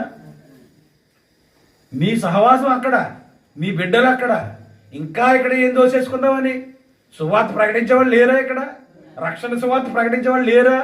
నువ్వు ఎందుకు పెట్టావంటే నీ సిద్ధాంతమును ఏం చేయడానికి? సేవ చేయడానికి. అర్థం చేసుకోండి మీరు. చెప్పకూడదు అనుకోండి, చెప్పండి. మరి ఒక సహోదరుల ఇంటికి భక్త మాట వస్తాడు ఒక ఆయన, ఒక కుటుంబం ఇంటికి. అక్కడ మన సంఘ సభ్యులని తెలుసు, ఇక్కడ బాప్తిజం పొందారని తెలుసు, ఇక్కడ అన్ని విషయాలు పాల్గొన్నారని తెలుసు కూడా ఇంకా కందిరీగలాగా ఓ రోజు మా సంఘానికి రావచ్చు కదా, ఓ వారం మా సంఘానికి రావచ్చు కదా. ఏం చేయాలి మీ సంఘానికి వచ్చి? ఆయన ఆరాటం ఏంటి చెప్పండి? వాళ్ళ సిద్ధాంతం కొరకు సేవ, బలాన్ని జనాల్ని కూర్చుకోవాలి, సంఖ్య పెంచుకోవాలి, ఆత్మల రక్షణ కొరకు ఎవ్వరికి భారము లేదు ప్రియులారు. అక్కడోటి ఇక్కడ లాగా ఇక్కడోండి ఇదే పని అయిపోయింది తప్ప. ఒక ఆయన వర్తమాన సంఘంలో పాస్టర్ గారే మన నోట్లో దాగదు, చెప్పేస్తాను, పేరు చెప్పరు కానీ మనిషిని మాత్రం చెప్పేస్తాను. మాతో సహవాసంలో ఉన్నంతసేపు నువ్వు ఎవరి దగ్గరికి వెళ్ళడానికి వీల్లేదు. వాక్యం అలా ఉందా అయ్యగారు? అలా ఉందండి. సపోజ్ మీరు గాయకులు కనుక మన సహవాసంలో బెల్టలో ఉన్న మన బెల్టలో ఉన్న సంఘాల్లో మీటింగ్లు పెడితేనే, ఆ సంఘంలో ఆ మీటింగ్ నేను ప్రసంగికుడు అయితేనే నువ్వు పాడాలి అక్కడికి వచ్చి. మళ్ళీ వాడు ఇంకో పాస్ తీసుకొచ్చిన ఎట్లా నువ్వు వెళ్ళడానికి వీల్లేదు. మీరు కీబోర్డులు వాయించడానికి వీల్లేదు. ఎవరు వస్తుంది ఏంటిది చెప్తారా? వారి సిద్ధాంతం కొరకు సేవ. ఏం జరిగిందంటే లాస్ట్కి ఆయనే కొన్ని తోసేవలసి వచ్చింది. ఏదో భేదాభిప్రాయాలు వచ్చి వెళ్ళిపోతలుగా అన్నాడు. ఇంతకాలం ఆయన గారు పాద సేవ చేసి, ఆయన పాద పూజ చేసి, ఆయన భజన చేసి అందరినీ పట్టించుకోలేదు. ఇప్పుడు ఫోన్ చేసి మేము రావచ్చా, మీ దగ్గరికి మేము రావచ్చా, ఒక రోజు నేను రావచ్చా, మీ దగ్గర ఉండొచ్చా?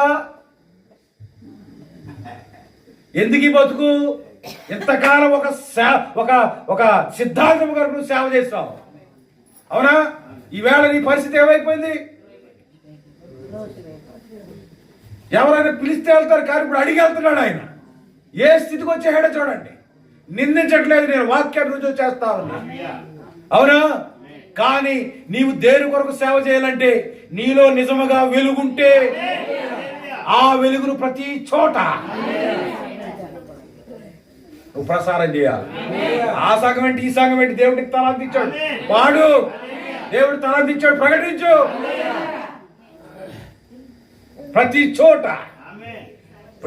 చోట నీ సాక్షిగా ప్రభువా నిన్నుండు నాడు, ప్రతి చోట నీ సాక్షిగా ప్రభువా నిన్నుండు నాడు.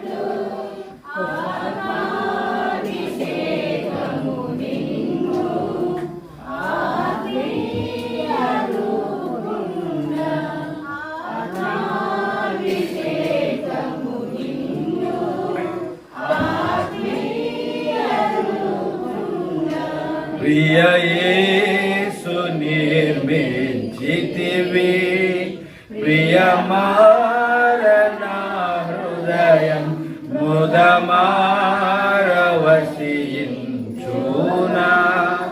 హృదయాంతరంగమును. హల్లెలూయా.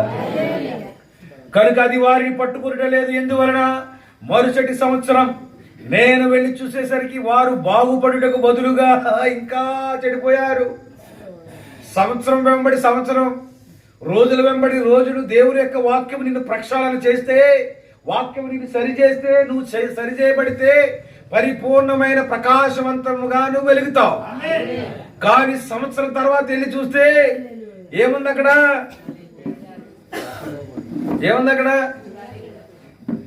నేను ఇజ్రాయెల్లో క్రిస్మస్ వీడియో ఒకటి చూశాను. నేను సంఘంలో సున్ని, ఇప్పుడు తెల్ల సున్నీలు వచ్చేసాయి కదా చక్కగా, ఇగో ఇలాంటి స్టైల్. మళ్ళీ మనకు అన్ని ఫెసిలిటీస్ ఉంటాయి బజార్లో, వాడుకోవాలి తప్ప దాన్ని ఎలాగ ఏం తెలిసి ఇలాగా. మళ్ళీ దీన్ని కట్టుకోవడం కూడా లేదు, ఇలాగా ఇక్కడ వరకు ఉంటుంది రండి. అందాల తారా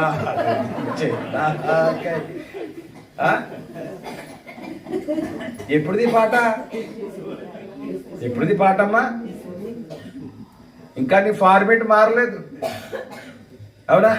ఇంకా నీ బాడీలో కదలిక లేదు. మాకు కాలేజీలో కెమిస్ట్రీలో మేము పేర్లు ఎట్టివ్వడం ఒక్కొక్కరికి, క్లాసులో ఉన్నవాడికి అనమాట. ఒక వ్యక్తి ఉంటే ఆ వ్యక్తి అసలు నడిచినా కానీ బాడీలో చేంజ్ అయ్యి అనమాట, జడ పదార్థం అనమాట. అందుకని ఆవిడకి లేడీ వెళ్ళండి ప్లాటినం తీగ అని పేరు ఇస్తాం. ప్లాటినం తీగ కనీసం నడిచినప్పుడు జడ కూడా కదా అనమాట. అలాగే ప్లాటినం తీగలాగా ఇలా నిలబడిపోయి అందాల తారా, ఎవడికొస్తుంది ఉద్యమం, ఎవడికొస్తుంది ఉత్సాహం, అవునా? ఎన్ని సంవత్సరాల నుంచి పాడుతున్నావు పాట అంటే పాత పాట తప్పని నేను అంటలేదు, కానీ నీలో ఆ ఉత్సాహము, ఆ ఉద్యమం కనబడాలా. నీవు ఇతరులకు ప్రకాశమానంగా రోజు రోజుకి నీలో ప్రకాశం పెరిగిపోవాలి. పెరిగిపోవట్లేదు కానీ రోజు రోజుకి నీలోకి ఏమవుతుందో తెలుసా? చీకటేనా? ఎంత తెలివైన వాళ్ళు అయిపోరంటే, హ్యాపీనే ఇంటికి వెళ్ళామంట, పాస్టర్ గారు చెప్పకుండా వెళ్ళిపోయామంట. నేను వెళ్తానని చెప్తే నేను ప్రార్థన చేశాను, అందుకే క్షేమంగా వెళ్ళి వచ్చేసింది అంటాడంట పాస్టర్ సంఘంలో. ఆ క్రెడిట్ ఆయనకి ఇవ్వకూడదని సైలెంట్గా వెళ్ళి వచ్చేసింది. కానీ ఎవరైనా ఒక రోజు ఉంది, అవునా? ప్రతి మోకాలు ఆయన దగ్గర వంగాలి. వేళ డబ్బుండి నీవు తిరగలేని పత్రంలో తయారైతే అవ్వచ్చు, కానీ ఏ రోజుకైనా నీవు వంగే ఒక రోజు ఉంది. ఇంకా ముందుకెళ్దాం. కనుక మరుసటి సంవత్సరం నేను వెళ్ళేసరికి వారు బాగుపడుటకు బదులుగా చెడిపోవచ్చున్నారు. ఇది కొనసాగుచునే ఉన్నది. ఒకప్పుడు చక్కని పొడవైన జుట్టున్న సోదరి తన జుట్టును కత్తిరించుకొని కనబడుచున్నదే. తిట్టుకుంటారు అక్కడ. సరి అయిన దాని కొరకు నిలబడి దాని కొరకు ముందుకు సాగిపోచున్నట్లు కనిపించిన ఒక ఆయన మరలా పూర్వస్థితికి వెళ్ళును. కుక్క తన వాంతికి తిరిగినట్లును, కడగబడిన పంది మరలా మురికి గుంటలోనికి పోయినట్లు అది ఉన్నది. లేనోళ్ళు లేకుండా ఎడుతుంటే ఉన్నవాళ్ళు ఏం చేస్తున్నారు అమ్మా? ఆ లేనావిడ దగ్గరకు ఒకసారి వెళ్ళి చూడు, తడకరకాలని చూడు. ఇప్పుడు తడకలేవులేండి. ఒకసారి చూడు, దానికి ఎన్ని రంగులు వేస్తుందో, ఎంత మెరుగులు దిద్దుతుందో. ఆవిడ ప్రయాస చూస్తే ప్రభు ఈవిడికి కాస్త ఈయన ఆయన అనిపించదు అనమాట. కానీ ఉన్న నీవేం చేస్తున్నావు? ఏం ఎత్తనావు? ఎత్తనవా లేదా? అదే చెప్తున్నాడు ఇక్కడ. కనుక పొడవ జుట్టున సహోదరి తన జుట్టును కత్తిరించుకొని కనబడుచున్నది. కానీ ఈ జుట్టు గురించి దేవుని యొక్క వాక్యం ఏం చెప్తుందంటే, ఏం చెప్తుంది? It is glory to have a long hair. స్త్రీలారా, మీకున్న ఆ పొడవాటి వెంట్రుకలు, తల వెంట్రుకలు దేవుడు నీకు ఎలా ఇచ్చాడో తెలుసా? మహిమ కిరీటముగా. It is glorious crown. ఆభరణ భూషణం. అది ఎక్కడో రోడ్డు కూడా తెచ్చుకుని తగిలించుకోవడం కాదు. దేవుడు నీకు ఇచ్చిన ఆ ప్రకృతి సిద్ధమైన ఆ తలక వెంట్రుకలే నీకు ఆభరణం. అవి కూడా దేవుని సన్నిధిలో దేవుని నామాన్ని మహిమపరచాలి. అందుకే దాన్ని అల్లేసి ప్లాటినం తీగలా చేయకూడదు. ఏం చేయాలో తెలుసా? ఆ కురులు దేవుని స్తుతించాలా, దేవుని నామానికి మహిమ కలుగును. కనుక కుక్క తన వాంతికి తిరిగినట్లు కడగబడిన పంది మరలా మురికి గుండలోకి పోయినట్లు ఉన్నది. తిరిగి తిన్నగా అందులోనికి వెళ్ళింది. మన వారిని ఏదో మొత్తినట్లు కనబడుచున్నది. అది లోకమును మొత్తినది, వారికి గ్రహింపు కలుగునట్లు కనబడుచున్నది. పొరపాటు ఎక్కడ ఉందన్నాడు. ఆ పొరపాటుని చూడండి ఎలా చూపిస్తున్నాడు. నేడు పురుషులు గమనించినట్లుగానే ఉన్నది. మీరు పురుషులు గమనించారా? చాలాసార్లు చెప్పేసారు ఈ పాత సంగతులే, కానీ వర్తమానాలు వచ్చే గట్టి వినాలి. పురుషునిలో అంత నిజత్వము మీకు కనబడదు. ఏం కనబడదండి పురుషుల్లో? చాలా జాగ్రత్తగానే. స్త్రీలలో మీకు అది కనబడదు. స్త్రీలలో నిజత్వం లేదు, పురుషుల్లో నిజత్వం లేదు. నిజత్వం అంటే ఎక్కడికి వెళ్ళావు? ఇక్కడే ఉన్నారు, 10 నిమిషాల్లో వస్తా. ఆ ఇక్కడే ఎక్కడో చెప్పడు అంటే ఏమి లేదు, నిజత్వం లేదు. ఎక్కడికి వెళ్ళావు? మా పిన్ని గారింటికి. నువ్వు వెళ్ళింది ఇంకొక చోటకి, కానీ చెప్తున్నది నిజత్వం ఉందా నీలో? పట్టుకున్నారా? స్త్రీలలో మీకు అది కనబడదు. ఇప్పుడు నేను దాని గూర్చి మీకు షలోం కలుగు నిమిత్తమే నేను దీని పాఠ్యాంశముగా తీసుకొనిచున్నాను. ఇలాంటి నిజత్వం లేకపోవడాన్ని బట్టి, ఆ నిజత్వం లేకపోవడమే, ఆ అసత్యమే, అది ఒక చీకటి కార్యముగా నీ హృదయంలో ఉన్నది. అది తొలగిపోవాలంటే ఇప్పుడు నేను నీకు షలోం చెప్పే తీరా. నేటి మన దినాలలో స్త్రీలు ఒకప్పుడు స్త్రీల వలె ఉండుట లేదు. వారు అలాగే ఉండాలని కోరుచున్నారు. కానీ లింక్ ఎక్కడ చూడండి. ఇప్పుడు స్త్రీలు పూర్వం స్త్రీలాగా ఉండలేదు అని అంటాడు. వాళ్ళు అలా ఉందామనుకుంటున్నారు కానీ ఉండలేకపోతున్నారు అంటున్నాడు. అర్థమైందా? మళ్ళా చదువుతుంది చూడండి. నేటి మన దినాలలోని స్త్రీలు ఒకప్పుడు స్త్రీల వలె ఉండుట లేదు. వారు అలాగే ఉండాలని కోరుచున్నారు. కానీ అలా ఉండకుండా ఏదో వారిని పాడు చేస్తా ఉంది. అదేంటో కనుక్కోవాలి. ఏం పాడు చేస్తా ఉంది? పూర్వపు స్త్రీల వలె, మన ఆదిమ స్త్రీ పురుషుల వలె ఉండకుండా మన మాదిరి పౌలిచ్చాడు. ఇంతటి గొప్ప సాక్షి సమూహంలో ఉన్న స్త్రీల వలె ఉండడానికి ప్రయత్నం చేస్తున్నాం కానీ మనం ఉండలేకపోతున్నాం. ఈ సాక్షి సమూహంలో ఉన్న పురుషుల వలె ఉండాలని పురుషులు ప్రయత్నం చేస్తున్నారు కానీ ఉండలేకపోతున్నారు. కారణం లోపం ఏమిటి? ఆలోచిద్దామా? కానీ అలా ఉండకుండా ఏదో వారిని పాడు చేస్తుంది. వారిపై ఏదో బరువున్నట్లుగా కనబడుచున్నది. ఒక స్త్రీ ఫలానిది చేయరాదని మీరు చెప్పెదరు. స్త్రీ ఆ మాట విని దానిని నమ్మవలెనని కోరును. కానీ ఆమెను ఏదో మరో వైపుకు లాక్కొని పోవచ్చున్నది. చూసారా? ఆమెను చూసి నేను అయ్యో అని సంతాపపడుచున్నాను. హాలీవుడ్ గూడులో ఆమె అంతగా చిక్కుకున్నది. ఎక్కడ చిక్కుకుందంట? హాలీవుడ్ గూడు. ఏమండి, వాక్యం ఎంత చెప్పాలి ఉంటుంది తెలుసా? ఇంటికి వెళ్ళి రేపటి నుంచి ఇలాగే ఉండాలనుకుంటుంది. ఎలాగా? వాక్య ప్రకారంగా ఉండాలనిపిస్తుంది. ఇంటికి వెళ్ళిన తర్వాత హాలీవుడ్ గూడులో ఉన్నాను, నువ్వు బయటికి రాలేవు. నువ్వు ఎక్కడున్నా? హాలీవుడ్ గూడు అంటే తెలుసా? అసలు కదా. ఆమె ఎంతగా చిక్కుకున్నది. టెలివిజను, రేడియో, వార్తాపత్రిక, ఇది 64 ప్రసంగం కాబట్టి టీవీలు రేడియోలు ఉన్నాయి. ఇప్పుడు సర్వం చేతిలో ఉన్నాయి. టీవీ చేతిలో ఉంది, రేడియో పత్రిక చేతిలో ఉంది, వార్తాపత్రిక అన్ని చేతిలోనే ఉన్నాయి. షాపు కిటికీలలో వెలిసిన ఆధునిక వస్త్రాలంకరణ. ఆ యొక్క బొమ్మను ఎలా పెడతాడు? అవునా? ఇక్కడ చిన్న కటింగ్ పెడతాడు, మళ్ళీ ఆ స్కర్ట్కి. ఆ అద్దాలలో చూడగానే ఖచ్చితంగా నువ్వు అంటావు కానీ లోపలికి ఏం తీయమంటో తెలుసా? ఆ షోకేసులో ఉన్న డ్రెస్ పట్టండి అంటావు. ఫస్ట్ పాప ఇంకా ఏదో తీయాలని అనుకుంటాడు, కానీ నువ్వేమంటో తెలుసా? ఆ షోకేసులో ఉన్న ఆ యొక్క వస్త్రం నిన్ను ఆకర్షించింది కనుక కిటికీలలో వెలిసిన ఆధునిక వస్త్రాలంకరణ అంటే అర్థమైందా? షోకేసుల్లో పెట్టిన వస్త్రాలు మొదలగు వ్యాపార ప్రకటనలతో మోసపోయి ఆ ఇతర స్త్రీల వలె ఉండవలనని కోరుకొనుచున్నది. మన యవ్వనులు, మన వృద్ధులు, మన నడి వయస్కులు అందరూ అందులో నుండి బయటకు రాలేకపోతున్నట్లు కనబడుచున్నారు. ఇజ్రాయెల్లోకి వెళ్తే 16 ఏళ్ళ అమ్మాయి అలాగే ఉంటుంది, 60 ఏళ్ళ ముసలిది అలాగే ఉంటుంది. ఎలాగా?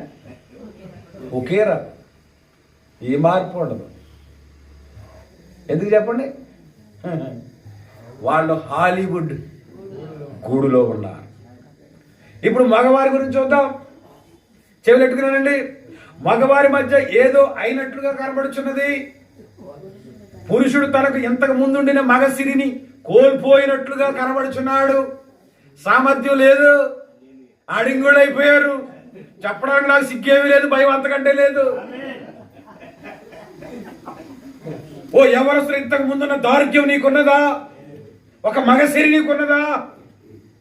ఉందా లేదా? లేనే లేదు. మగసిరిని కోల్పోయినట్లుగా కనబడుచున్నాడు. స్త్రీలు తమ స్త్రీ స్పర్శను కోల్పోయినట్లుగా కనిపించుచున్నది. నేటి మగవారిని చూడండి, ఇంతకు ముందు వలె గట్టిగా కనబడటం లేదు. ప్రవక్తకి నా నిండా వందనాలు. ఏమన్నాడో తెలుసా? ఇంతకు ముందు వలె గట్టిగా కనబడడం లేదు. వారు స్త్రీ వేసుకునే జోళ్లను ధరించి, మగవాళ్ళు ఏం వేసుకుంటారంట? స్త్రీలు వేసుకునే చెప్పులు ధరించి స్త్రీల వలె ప్రవర్తించగోరుచూ ఉన్నారు. ఈవేళ బైకుల మీద వెళ్ళే మగవాళ్ళు చూడండి, జుట్టుపోలిగాళ్ళు. అవునా? స్త్రీల వలె ఉండాలని ప్రయత్నం చేస్తున్నారు. మరి స్త్రీలు పురుషు వలె జుట్టు కత్తిరించుకొని ప్యాంట్లు వేసుకుని, ఏంటి దారుణం? ఎప్పుడైనా ఆలోచించారా? ఇది నీ సంస్కృత, నీ ఆచారమా? కానీ నువ్వెక్కడున్నావో తెలుసా? హాలీవుడ్ గూడులో ఉన్నంత కాలము నువ్వు ఆలోచించలేవు. అందుకే పౌలు అన్నాడు, పెళ్లి కాని వారు పెళ్లి కానట్టుగానే ఉండండి, అది మంచిది. ఒకవేళ చేసుకున్నావంటే ఏంటి? పెళ్లి చేసుకున్నావంటే నీ భార్యను పరిపూర్ణంగా నువ్వేం చేయాలి తెలుసా? సంతృప్తి పరచాలి. It is your duty. Unless అలా కాలిచో నువ్వు స్వతంత్రగడేవాడు. అందుకే అంటున్నాడు, నువ్వు భార్యకు బంధువుగా ఉన్నావా? విడుదల కోరవద్దు. నీవు ఒంటిగా ఉన్నావా? జత కోరుకోవద్దు అంటున్నాడు. కారణం ఏంటో తెలుసా? నేటి సమాజంలో ఉన్న పురుషులు తమ సామర్థ్యాన్ని, తమ మగసిరిని కోల్పోయారు. మరి ఇంక పెళ్ళెందుకు? కట్నం కోసం.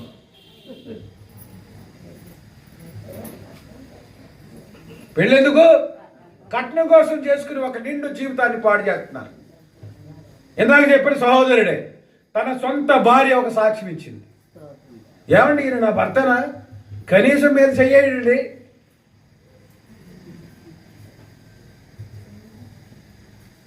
ఏంటిది? ఉందా శక్తి? ఉందా సామర్థ్యం? ఉందా మొగసిరి? నువ్వు ఆడింగోడు అయిపోవడానికి గల కారణం ఏంటో తెలుసా? పైగా సమాజంలో కొంత పిల్లిగడ్డం. ఒక సామాన్యమైన ఆర్కెస్ట్రా పనిచేయడానికి నెంబర్ 1 క్వాలిఫైడ్ మ్యూజిషియన్స్ ఉంటేనే ఆయన పాట పాడడం. కానీ ఇంట్లో ఏముంది? సత్తా లేదు. ఎఫ్ఎస్సి పత్రిక భార్య, భర్త, పిల్లలు, యజమానులు, దాసులు అన్ని రకాల బాధ్యతలు అక్కడ ఇచ్చాడు. వారి వారి బాధ్యతలను పరిపూర్ణంగా నెరవేర్చాలి. అర్థమవుతుందా? ఇంట్లోనేమో ఏమి చేయడు, బయట చూస్తాయి బాబా సమాజంలో. అయ్యో బాబాయ్, బయట వాళ్ళు అందరూ ఏమనుకుంటారు తెలుసా? తట్టి పోటుకాడు ఇంకొకడు ఉన్నాడు రా బాబు, ఇంట్లో చక్క పెట్టరు బాబు, తర్వాత బయట సంగతి చూపి. అంతేనా? ఏమండి నా మాటలు నచ్చుతున్నాయా మీకు? ఇంట్లో చక్కబెట్టి ముందు, తర్వాత బయట వేసారు ఇది. కానీ కనుక మగవారి మధ్య ఏదో అయినట్లుగా కనబడుచున్నది. వారు స్త్రీ వేసుకునే జోళ్లను ధరించి స్త్రీల వలె ప్రవర్తించగోరుచున్నారు. అది ఇప్పుడు నిజం. మొత్తం మీద ఇదంతా ఒక వంకరతరం వలె కనిపించుచున్నది. ఏంటిది? వంకరతరం, చీకటి. స్త్రీ తన జుట్టును పురుషుని వలె కత్తిరించుకొనుచున్నది, పురుషుని వలె ప్రవర్తించుచున్నది, పురుషుడు స్త్రీ వలె ప్రవర్తించుచున్నాడు. పూర్వం పెళ్లి కూతురులకి కావాలనుకునే వాళ్ళకి కోరుకునే మొట్టమొదటి లక్షణం జుట్టు పొడుగ్గా ఉండాలి. కానీ ఆ రిక్వైర్మెంట్లు ఇప్పుడు ఎక్కడ కనబట్టలేదు. జుట్టు ఎలా ఉన్నా పర్వాలేదు, ఎన్ని లక్షలు ఎత్తుంది అదే కావాలి. అవునా? ప్రథమ కోరిక ఏంటి? జుట్టు పొడుగు ఉండాలి, మోకాళ్ళకి అందేయాలి, తెల్లగా ఉండాలి, ఇలా కోరుకునేవారు. కానీ ఇప్పుడు అసలు రంగుతో సంబంధం లేదు. పగలు చూస్తే రాత్రి కళ్ళకు వచ్చినా పర్వాలేదు, ఎంత ఇస్తారు అంతేనా? కనుక అయినా కానీ మీరు వారితో మాట్లాడండి. పురుషుడు స్త్రీ వలె ప్రవర్తించుచున్నాడు. దీనికి కారణం ఏమిటి? అది జలముల మీద కటిక చీకటి. ఈ పరిస్థితులు ఏంటో తెలుసా? లోకం మీద కటిక చీకటి. కావలివాడా, రాత్రి ఎంత వేడైనది, ఈ లోకము చీకటితో కమ్మబడి ఉన్నది. హల్లెలూయా! పరిశుద్ధాత్మ మాట్లాడుచున్నాడు. మీలో ఉన్న చీకటిని ఏం చేయాలి తెలుసా? పారద్రోలే ఒకే ఒక్క శక్తివంతమైన సాగరం పలకబడిన మాట, అదే పరిశుద్ధాత్మ. యేసు భూమి మీదకి వచ్చినప్పుడు యూదులు కూడా అలాగే ఉన్నారు. ఎలా ఉన్నారు? యెషయా దాని గురించి ప్రవచించాను. వారు తమ కన్ను నుండి చూడరు, చెవి నుండి వినరు, ఆ కారణం చేతనే యేసు వారి క్షమాపణ కొరకు ప్రార్థించాను. ఎందుకనగా లేఖనాలు ఆ విధంగా నెరవేరవలసి ఉండేను. అదే మరలా మన యొద్దకు తిరిగి వచ్చుచున్నది. మనం జీవించి ఈ దినము గురించి బైబిల్ ముందే చెప్పినది. ఈ సంగతులు చెప్పినని వచ్చునని చెప్పాను. జనులపై కట్టిక చీకటి, దానిని మనం చూస్తున్నాం. ప్రజలు ఏదో మామూలుగా ఉండకూర్చున్నారు, కానీ అది వారికి సాధ్యపడడం లేదు. భక్తి చేయాలనుకుంటున్నారు, దేవునికి ఇష్టలుగా ఉండాలనుకుంటున్నారు, దేవుని కొరకు ఏదో చేయాలని ఆశ అయితే ఉన్నది, కానీ అది ఆచరణలోకి రాకపోవడానికి గల కారణం ఏమిటంటే మనందరినీ చీకటి కమ్మి ఉన్నది. ఇప్పుడు నీకోదేం వచ్చాడు. ఎక్కడికి వచ్చాడు? నీకోదేం ఎవరు? ఒక యోదయ మత ప్రవిష్టుడు, ముసలి బోధకుడు వచ్చి ఏమని అడుగుతున్నాడో తెలుసా? ఆయన పలికే మాటలు చూడండి. దేవుడు తోడై ఉంటేనే గాని ఎవడును నీవు చేయుచున్న క్రియలను చేయజాలడు. దేవుడు తోడై ఉంటేనంటే అలాంటి కార్యాలు జరుగుతాయట. నతానీయులు ఏమన్నాడు వచ్చి? నీవు నిజమైన దేవుని కుమారుడవు. అంతేనా? ఏంటి నేను చెట్టుగాడు చూసానన్నందుక అన్నాడు ఆయన. హల్లెలూయా! వాక్యాలు ఎంత చక్కగా సరిపోతున్నాయి చూడండి. కనుక యూదా జాతిపై ఆ కటిక చీకటి లేదా గుడ్డితనము కమ్ముకొన్నది.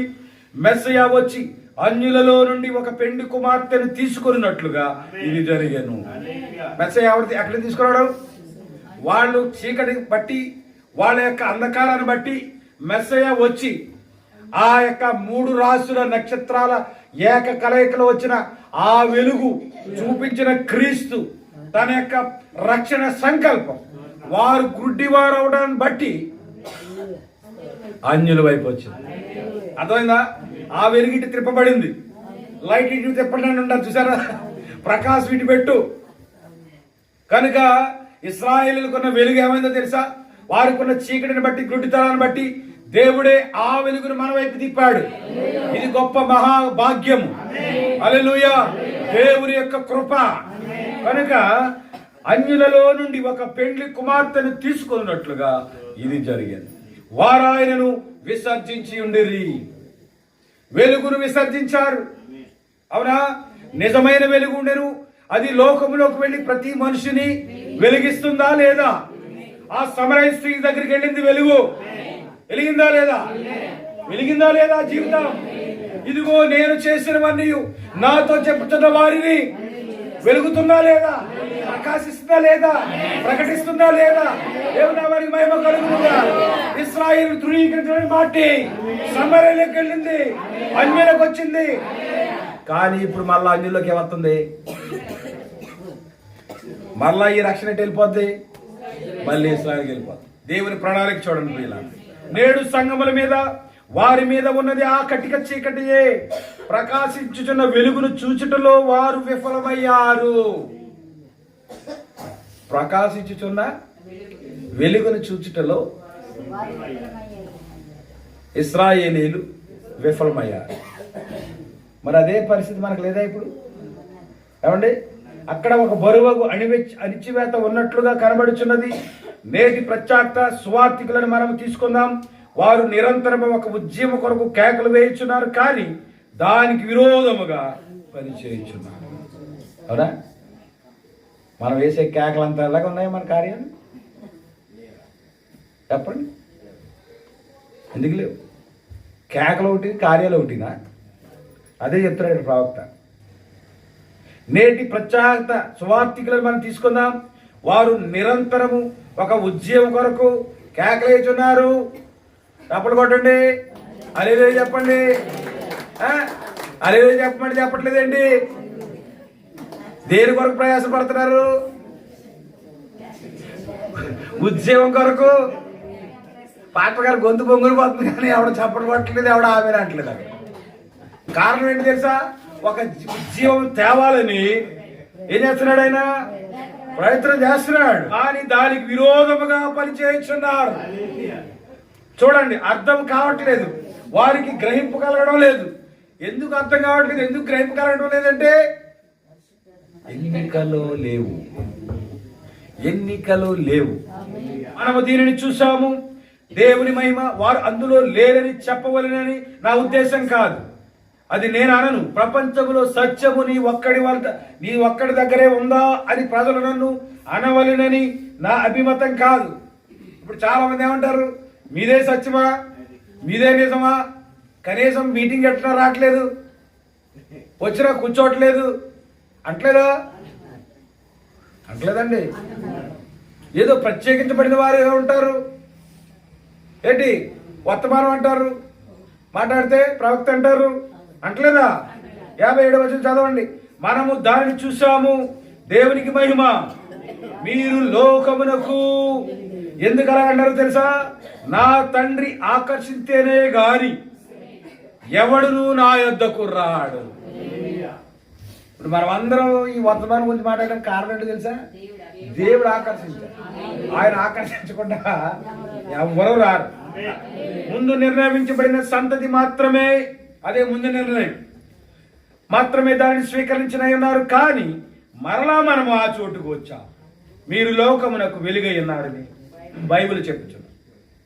జనములపై కటిక చీకటి ఉన్నదని ప్రవక్త చెప్పాను. ఈ సమయాన ప్రపంచ జనుల మీద అది ఉన్నది. అక్షరాల ప్రజల మీద కటిక చీకటి కమ్ముకొని ఉన్నది. ఇక్కడ ఆపుతాను. కటిక చీకటి కమ్మిందా లేదా? దేవుడు ఎంత ప్రణాళికబద్ధంగా వర్తమానం మనకిస్తున్నాడో చూడండి. ఒకదాని వెంబడి ఒకటి. రెండవ తరం ఇశ్రాయేలీలు అన్నాడు. మొదటి తరం వాళ్ళనంత శక్తి, మొదటి తరంలోనంత ఉద్యమము, మొదటి తరంలోనంత వేడి ఇప్పుడు ఈ నాముకుందా? అయ్యో, మన పూర్వీకులు చాలా భక్తి చేశారు, ఏదైనా దేవుని మీదే ఆధారపడ్డారు, ఏమొచ్చినా పాస్టర్ గారి దగ్గరికి పరిగెట్టేది లేదు. కానీ ఇప్పుడు సినిమా హాల్ దగ్గర ఫ్లెక్సీలు కట్టే పరిస్థితిలోకి వచ్చింది ఈ తరము. ఏ తరము? నాము. ఉన్నాయా శక్తిగల కార్యాలు? నేను ఏదో ఉద్దేశించి మాట్లాడుతున్నాను అనుకుంటారేమో. ఇదిగో ఇక్కడ వాక్యం పరిపూర్ణంగా నెరవేర్చబడతా ఉంది. కారణం ఏంటో తెలుసా? వాళ్ళలో వెలుగు లేదు. చీకటి ఉన్నవారు చీకటి కార్యాలు చేస్తారు. అంతేనా? నీవు చీకటితో నిండి ఉండి, ప్రవక్త ఎన్ని విషయాలు చెప్తాడంటే, ఈస్టర్ క్రైస్తవులు ఉంటారంట, క్రిస్మస్ క్రైస్తవులు ఉంటారంట. ఈస్టర్కి క్రిస్మస్కి వచ్చి వాళ్ళు చేసే అడవాడు ఎంత ఉంటుంది తెలుసా? ఎప్పుడు వస్తారు వాళ్ళు? 31 పగలొచ్చి తుడిచేస్తారు చీపురులు ఎట్టి. ఇన్నాళ్ళు ఏమైపోయారు ఏమండి? ఇన్నాళ్ళు ఏమైపోయారండి? ఈస్టర్ క్రైస్తవులు అనొచ్చండి, పోనీ జనవరి పండగ క్రైస్తవులు అనొచ్చా? ఏ క్రైస్తవుడు నువ్వు? వార క్రైస్తవుడువా? వెలుగుందా? నిజంగా నీ వెలుగుంటే దేని కొరకు పోరాడతావు తెలుసా? దేవుని వెలుగును ప్రకాశించడానికి నిత్యము నీ వెలుగుగా ఉంటా. కానీ నీవు ఎవరికి వాహకంగా తయారయ్యావంటే నాకేం బాధ లేదు, కట్టుకోండి. కానీ మీరు ఎవరిని మోస్తున్నారో తెలుసా? ఎవరి సేవ చేస్తున్నారో తెలుసా? ఎవరి సేవకు బానిసలైపోయారో తెలుసా? కొంతమంది రాజకీయ నాయకులకు. ఎందుకో తెలుసా? నీ బ్రతుకు అదే, ఏది చీకటే. కానీ నువ్వు దేవుని కొరకు జీవించాలంటే నీలో ఏముండాలో తెలుసా? వెలుగుండాలి. కనుక ఈవేళ నీ దేవుని యొక్క వాక్యం నీతో మాట్లాడుతూ నీకు షలోమ్, చీకటి నీలో నుండి తొలగిపోవుగా.